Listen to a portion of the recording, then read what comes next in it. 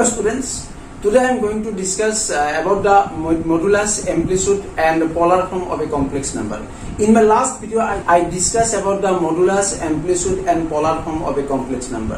And today I am going to discuss in the how can you calculate the modulus of a complex number, argument or amplitude and its polar form in numerical problems. So for that one, first of all, let me find out the modulus of this complex number. Suppose, so here we have to calculate the modulus of, say, first question it is twice I. First question number 1, let z equal to twice I.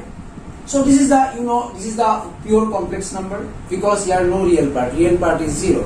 Or if you arrange this in standard form, you can write it is 0 plus 2i. So if the complex number is of the form 0 plus 2i, where real part is 0, imaginary part is 2. Therefore, modulus of z equal to, that formula was root over real square plus imaginary square. That's why it is 0 square plus 2 square, or root over 0 plus 4, ultimately root over 4, and root over 4 means this is 2. So this is the modulus of the complex number z equal to twice I. So let us take the second question. You see, let z equal to, second question it is 3 minus 4i. 3 minus 4i. Here this real part is 3 and imaginary part is minus 4. Therefore root of modulus z equal to root over 3 square plus minus 4 whole square equal to 3 square, this is 9 plus 16, so root over 25, and root over 25 means 5. Again, third question, let z equal to, this is 5 plus 2i, 5 plus twice I. So real part is 5 and imaginary part is 2 here. That's why it is modulus of z equal to root over 5 square plus 2 square equal to root over 25 plus 4, that's equal to root over 29. So these are the modulus, and that is the process to calculate of a modulus of a complex number. Now let me discuss how can you calculate the amplitude of complex number. In my previous video I told you the theoretical part, that is how can you calculate the amplitude of complex number according to the position of the complex number in real axis, imaginary axis, all these first quadrant, second quadrant, third and fourth quadrant. Now let us take some example. First question, suppose 3i. Number 1, let z equal to 3i, and its standard form you can write it is 0 plus 3i. And whenever it is 0 plus 3i, real part is 0, imaginary part is 3, and imaginary part is 3. That's why the complex number must be in the positive imaginary axis. And whenever the complex number lies on the positive imaginary axis, its amplitude must be 90 degree. That one I already discussed in my previous video. That's why from here, let if theta be the amplitude,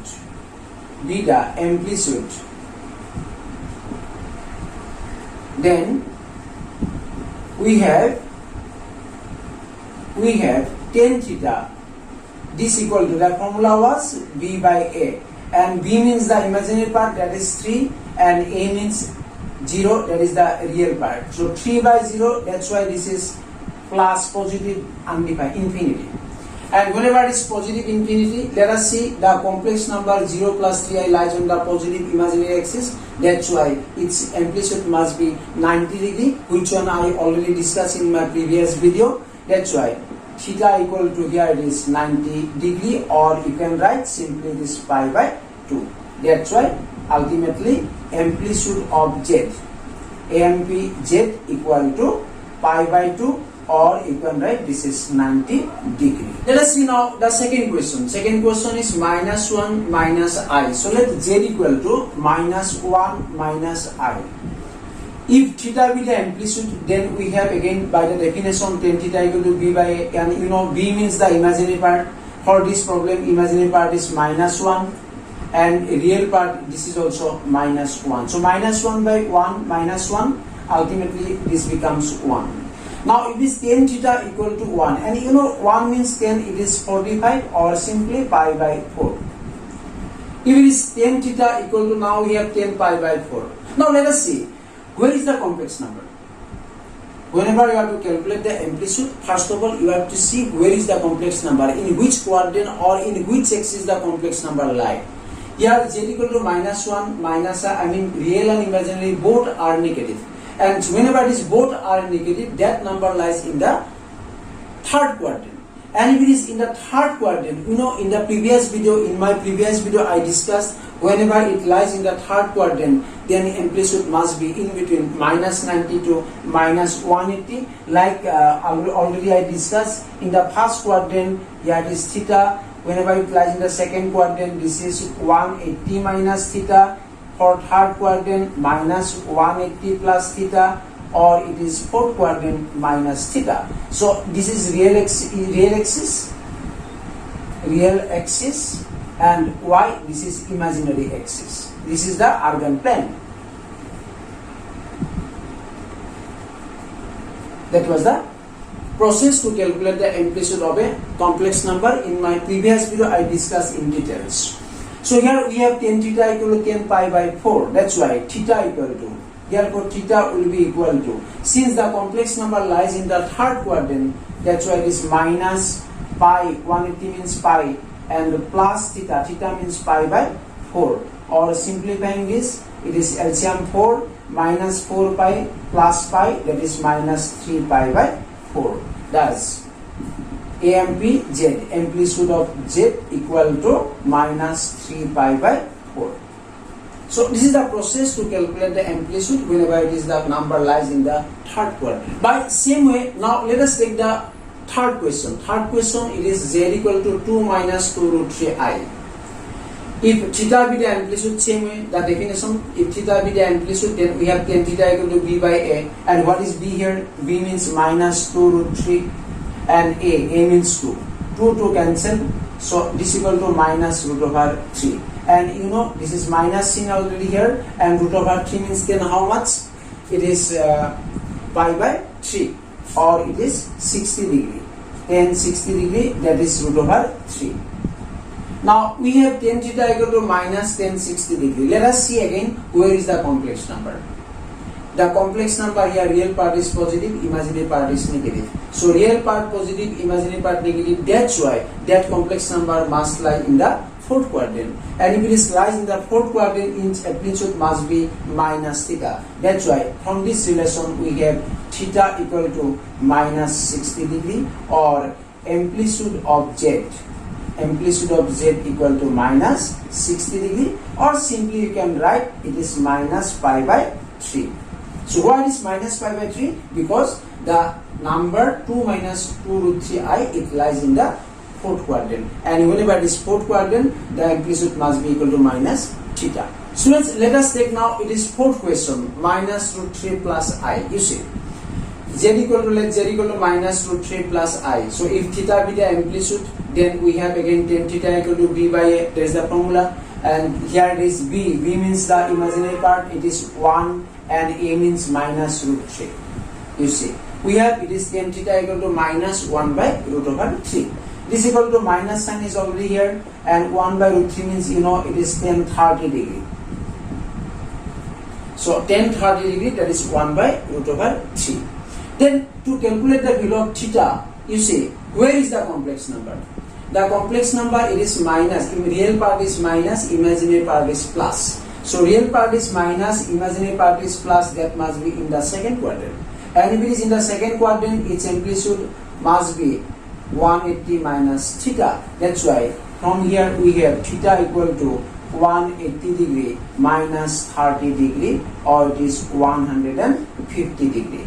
Therefore amplitude of Z equal to 150 degree. So that is the process to calculate the amplitude of a complex number whenever it lies in the different quadrant, or it is real axis, positive real axis, negative real axis, or it is positive imaginary or negative imaginary axis, or which will be very clear if you follow my previous video, because in the previous video I discussed all the rules to calculate the amplitude of a complex number, and these are the application of amplitude of a complex number. Students, let me discuss finally the polar form of a complex number. How can you express in polar form? So in my previous video I told you the polar form of a complex number, that is z equal to r cos theta plus I sin theta, where r means that is the modulus of the complex number and theta means that is the amplitude of a complex number. So let us calculate first modulus and amplitude of the complex number, and then substituting the value of r and theta, we will get the required polar form. So first question, take the first question. Here is z equal to root 3 plus I. Suppose let r cos theta this equal to root over 3 and r sin theta this equal to 1, that is the real part and imaginary part. So this is equation number 1 and this is equation number 2. Just squaring 1 and 2, 1 square plus 2 square, we have it is r square cos square theta plus r square sin square theta equal to root 3 whole square plus 1 square. Then if you take r square from here common, r square, it will be cos square theta plus sin square theta, and this equal to root 3 square means 3 plus 1 square 1. That is, we have r square equal to 4 because cos square theta plus sin square theta means 1. So this gives us r equal to root over 4, that equal to 2, which is the magnitude or modulus of the complex number z equal to root 3 plus I. Again, to calculate the amplitude, let us divide equation 2 by 1. We have it is r sin theta divided by r cos theta, this equal to 1 by root over 3. R cancel, so this implies it is tan theta equal to 1 by root over 3. And tan theta equal to 1 by root over 3, which gives theta equal to, you see, theta equal to 30 degree. Tan theta equal to 1 by root over 3, that is theta equal to 30 degree, because this complex number z equal to root 3 plus I, you see, both real and imaginary, both are positive. And whenever both are positive, that number lies in the first quadrant. And if it is first quadrant, then the value of theta directly will give us the amplitude of the complex number. So that's why theta equal to 30 degree. Now let us replace the value of r and theta here. Therefore the required polar form of z equal to r, it is cos theta plus I sin theta, and this equal to r means we have it is 2, and cos theta, theta means 30 degree plus I sin theta, that is 30 degree. So this is called the polar form of the complex number z equal to root 3 plus I. So students, you remember to express in the polar form, first of all you have to calculate the modulus of the complex number and then the amplitude of the complex number, and finally just replacing the value of r and theta in this relation, r cos theta plus I sin theta, we have the required polar form of the complex number. Students, let us take the second question. Again we have to express in polar form, it is minus 1 plus I. So here also z equal to minus 1 plus I, this is the complex number. Say r cos theta, this equal to minus 1, this is equation number 1, and r sin theta and r sin theta, this equal to 1, equation number 2, because this is the imaginary part. Again, equation number 1 and 2, just square and add. This will give us r square cos square theta plus r square sin square theta equal to minus 1 square plus 1 square. So r square common, again it is cos square theta plus sin square theta, cos square theta plus sin square theta means 1. So we have r square equal to minus 1 square means 1, 1 plus 1 square, that is 2. So this implies r equal to root over 2, which is the magnitude or modulus of the complex number. Then to calculate the amplitude of the complex number, let us divide 2 by 1 again. So equation 2 by 1, which gives us r sin theta by r cos theta, this equal to 1 by minus 1. R cancel.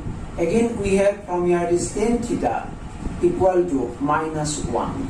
And if it is tan theta equal to minus 1, this equal to minus 1. 1 means we can write tan 45 degree because tan 45 equal to 1. Now let us see where is the complex number, because according to the position of the complex number you have to calculate always the value of theta, which will give us the amplitude. In my previous video I discussed in details.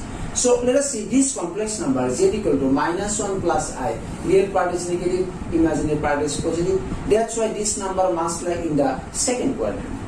And in the second quadrant, that's why its amplitude must be 180 minus theta. Therefore, from here we have theta equal to 180 degree minus theta. Theta means 45 degree.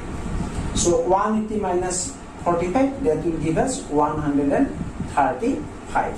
So which is the amplitude of the complex number. Therefore, the polar